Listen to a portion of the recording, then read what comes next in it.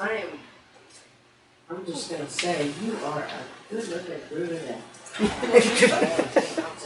Certain extra, I don't know, coffee or, I'm not sure, but it works for you. Do as well. So, I said in the newsletter earlier this week that sometimes it feels like community and inclusion are kind of the same thing. And they're very closely linked, I'm gonna say. But I've seen communities without inclusion, and what typically results is pain. Obvious exclusion, which kind of works to pain. So I wanted to start this morning by talking about what inclusion actually is, and to do that, I'm first going to talk about what inclusion actually is. Is this not on? Let me use the other one, because I see there's a little bit. There we go. Is that better? All right. Start over. And then Christy, if you want to hit that button on the thing on the back of us, and then we can just stop that interference from coming in and out. Okay. So let me start over. I'm going to talk about what inclusion actually is not first, because I think it's important to realize it's not saying, come on in, and we'll teach you how to be like us. Come on in, but let me, put that down outside, let me give you this. Then you can come on in. And that's not inclusion. It's not saying we'll put up with you. We'll even say we affirm you, but, it's not expecting people to get it because they've come in. It's embracing them as they are, and then if God thinks they need to get it at some point or another, fantastic. But it's not our job. Our job is to say, come in. Many Journeys, MCC in San Mateo has the motto, be you with us. It's saying, come in and be you. Because inclusion is this recognition that when you come in, you add to us. You don't assimilate to us. Inclusion is not the Lord. For those who, next generation Star Trek fans. No? Okay. Inclusion is not saying assimilate, plug in, and you must be like. Inclusion is saying we need you. Last week we sung the song, I need you, you need me. We're all a part of God's body. It's God's will that in community we thrive. It's God's will because when you come in, then you make us better. I am not, by any stretch of the means, a baker. And last night, I did my hand at making gluten-free communion wafers. You can tell me how it was at the end of communion. But I read the recipe, and it was for a certain amount of water that you just drizzle in as the blender's going. And I think somewhere in the recipe they forgot to say, stop putting the water in once it gets to this consistency. Like, it's no more than this water. It's not like all the water has to go in. So I was just slowly, and then all of a sudden, the dough that I had was anything but formable dough.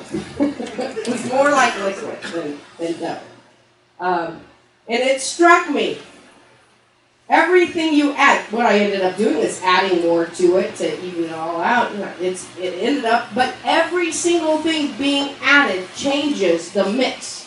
Whether it's the water or the coconut oil or the gluten-free flour, whatever it is, everything changes the mix. We should expect nothing different when people come in. We should be excited because it means something is being added to us. It takes a risk, though. I'm going to say that. Inclusion is risky because it may mean that in not asking somebody else to give up who they are, that you may have to be willing to set aside some of your strong towers. It takes a little bit of risk.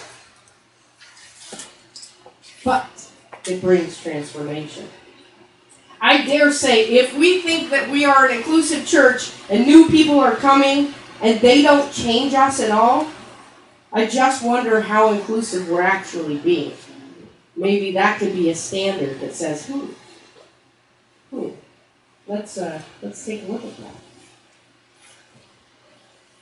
that. I watched the scripture that we read. Don't call anything that God creates profane. Don't call anyone profane. So profane, it sounds like, don't use that profane language in here. It sounds like something nasty or dirty. Really, profane simply only means not holy.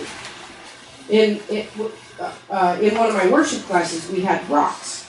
We had a reading on rocks, actually. And rocks, in and of themselves, are profane. And then when they're set aside or blessed, they become sacred stones. Now they're sacred, they're holy. They've been set apart for the purpose of God.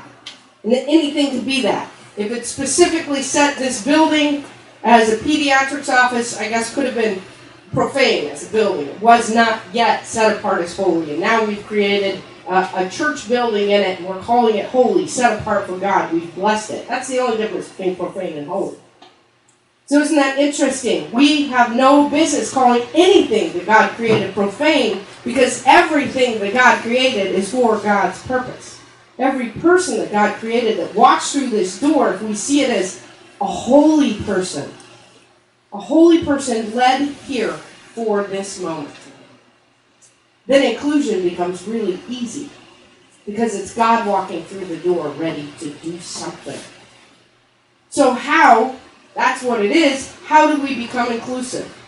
And I think first of all we have to offer invitation without expectation. Like I said, we can't expect people to change. Christine was talking to me and she's been very wise lately. I'm not sure what that is, what she's saying. Really, that is surprising. And one of the things she just told me is expectations are just future resentments. Or expectations are, I've translated it to unrealized disappointments.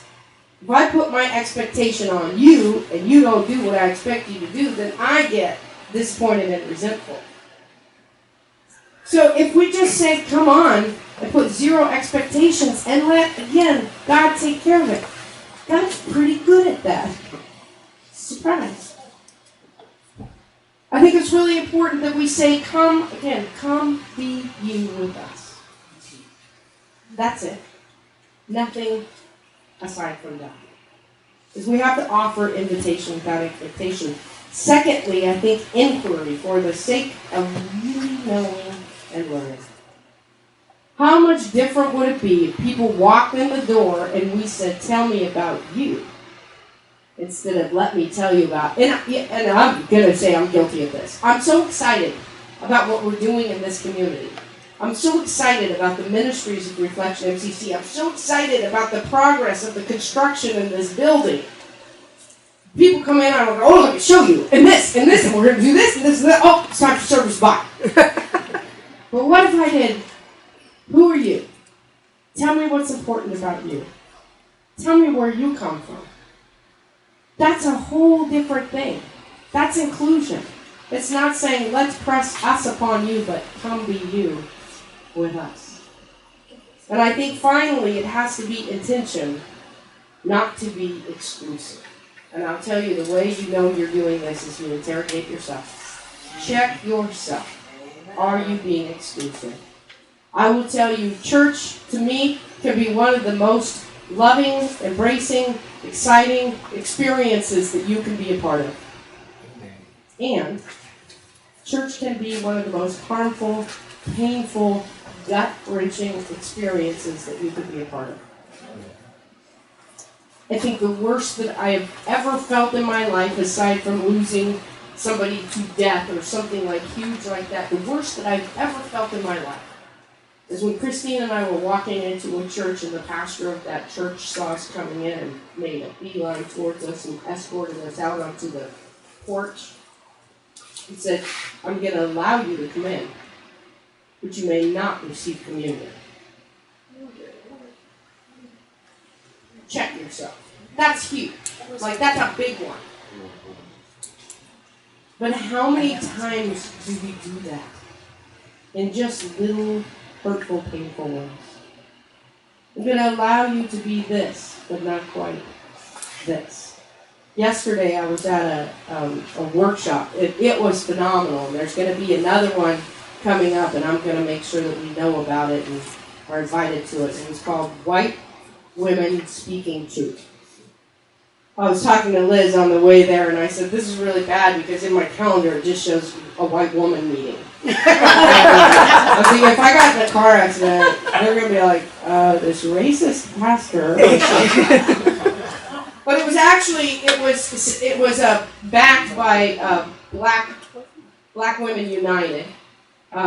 Was one of the resources that came in and said, yeah, this is really important. It's kind of white women getting together, solving the problems that we need to figure out so that we can be a resource to the Black community and specifically Black women. It was a fantastic workshop, but there were 2 Black women there, just kind of as the subject matter experts. That's what they called themselves. And one of them talked about when she was in school, and she was outspoken, and she just knew what to say, and she was the only Black girl in not just her class but her entire school.